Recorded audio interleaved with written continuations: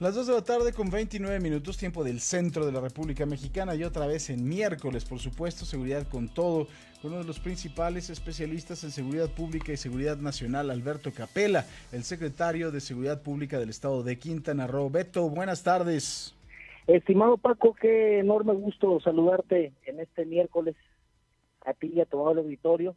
Espero que estés perfectamente asoleado después de estos días en Acapulco, o que cuando menos hayas aprovechado el sol guerrerense, que por cierto, el de acá en Quintana Roo es un poco mejor, con el debido respeto para nuestros hermanos de Guerrero. Pues no pude aprovechar nada porque estuvo trabajando, pero ni hablar, por lo menos trabajar con olor a mar se Y salirse lleva. un poquito a la rutina diaria. Y pues sí, no hay de Qué bueno. otra. Querido Paco, esta es la tercera entrega relativa a los temas de las extorsiones y engaños telefónicos que he platicado en las últimas 2 semanas. Ya comentamos en estas 2 últimas semanas precisamente respecto a los tipos de extorsión y de fraudes, y no me queda más que recomendar cuidar el que la ambición pues no le gane, y que no se crea esas llamadas en donde se hizo acreedor a un premio en especie o en efectivo, viajes o cualquier supuesto concurso televisivo. Seguramente están intentando timarlo. Tampoco hay que caer en la psicosis que provocan esas llamadas de amenazas de supuestos grupos delictivos que le dicen le harán un daño a su familia, o que le ofrecen protección delincuencial a cambio de una modesta cantidad que tiene que depositar en alguna tienda de autoservicio. Eso es totalmente falso. Y la recomendación, Paco, nuevamente la ratificamos, más importante, es educar a nuestros hijos menores de edad, jóvenes, a los adultos de la tercera edad, sobre estas modalidades. Hay que enseñarles a mantener la calma y establecer un protocolo familiar de cómo localizar a los miembros de la familia. Les aseguro que se ahorrarán muchísimo dinero, pero sobre todo, lo más importante, un muy mal rato de gran preocupación y estrés, que puede ser inclusive traumático. Quiero dejar claro, Paco, finalmente estos datos estadísticos después de estas entregas que hemos hecho respecto al secuestro virtual, al engaño telefónico y a la extorsión telefónica, pero es importante señalar estas cifras para dimensionar la gravedad del problema que estamos viviendo en nuestro país.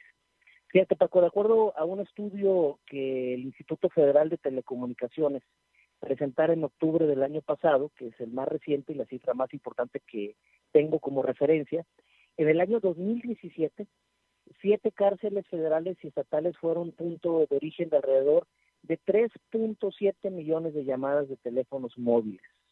Esto representa 10.137 llamadas en promedio diarias de extorsión o engaño telefónico. Durante 3 semanas, el Instituto Federal de Telecomunicaciones dio seguimiento a actividades de equipos de telefonía móvil de 5 cárceles estatales y federales, en las que detectó un promedio de 1,000 equipos sospechosos, de los que salieron 219.700 llamadas semanalmente, Paco. Ellos en el Instituto Federal de Telecomunicación señalan como equipos sospechosos a los equipos que se conectan a la radio base más cercana al penal, es decir, la antena más cercana. Tienen un número atípico de llamadas salientes, es decir, constantemente están llame, llame, llame. El número de identificación del teléfono es variable, aunque se trate de un solo equipo. Esto significa, Paco, que están cambiando el chip del teléfono, como normalmente le llamamos los ciudadanos, y la intensidad del uso de los equipos para la realización de las llamadas es prácticamente constante. Los gobiernos federal y de los estados han implementado desde hace aproximadamente 15 años, Paco, un esquema de inhibidores de señales telefónicas en los penales, y con ello pues ha pretendido evitar la comisión de delitos como la extorsión, pero lamentablemente estos inhibidores no han funcionado de manera eficaz.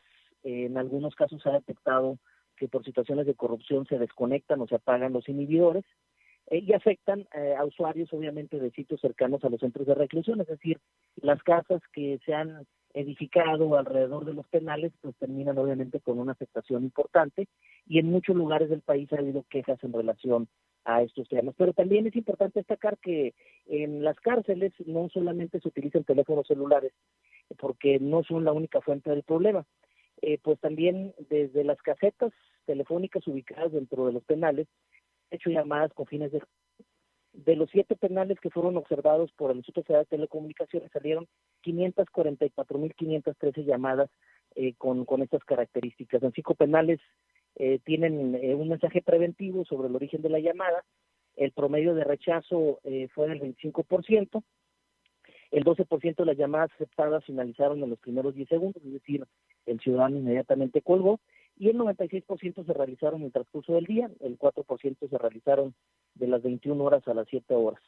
Es importante en este tenor nuevamente ratificar estas recomendaciones. Hay que mantener totalmente la calma, escuchar simplemente con atención lo que se está señalando y puede colgar de forma inmediata, trate de localizar a sus familiares y inmediatamente puede marcar al número de emergencias 911, al de denuncia anónima 089 o al 088, que es el de Policía Federal, y para que señale simplemente el número del que le están llamando. Creo que ya todos los dispositivos y todos los teléfonos fijos tienen identificador de llamadas, hay que mantenerlo para señalar a ese número, y lo más importante, para que no ceda a ninguna exigencia de carácter económico, no haga ningún depósito. Generalmente, insisto, 99.99% de estas llamadas es para timarle. Hay un dato, por último, Paco, relevante, que de ser cierto, bueno, pues te va a hablar de la magnitud económica de este tema. El Consejo de Seguridad de la Ciudad de México y la Secretaría de Economía el año pasado estimaron que en los montos de estas extorsiones o engaños telefónicos que afectaron a los ciudadanos en México por cerca de 1.489 millones de pesos, que fueron depositados en diversas cuentas bancarias del país.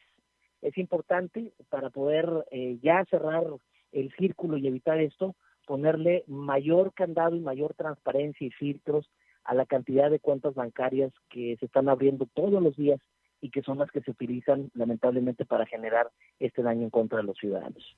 Así es, creo que hay que de verdad ser muy cuidadosos. Dices una cosa muy importante también, entrenar o por lo menos alertar a la gente que está en nuestra casa, a la gente que está en nuestro entorno, a nuestros hijos, para que no sean ellos los que vayan a caer en este tipo de extorsiones que te hacen pasar, como tú lo dices, un muy mal rato, y además abusan estos hombres de conocimientos empíricos de psicología para causar de verdad un temor impresionante, ¿no? Así es, y aparte, insisto, lo que comentaba hace 2 semanas, Paco, la gente se sorprende y dice, es que sabe cuántos hijos tengo, sabe dónde vivo. Esa información prácticamente está ya en la nube, como le llamamos comúnmente. Mucha gente la conoce. Estos personajes tienen 24 horas para estar analizando su entorno. Tenga muchísimo cuidado con sus redes sociales y lo que manejan sus hijos en las mismas redes sociales. Y además de fotografías, información, de ahí es donde sale claro, la base principal de datos para que no engañen. claro, y además hay muchas veces que ni siquiera necesita entrar a las redes sociales, tú mismo le vas dando los datos. Cuando te dicen, tengo secuestrado a su hijo, ¿a Juan? Sí, a Juan. Y ahí empiezas tú solo a soltarte.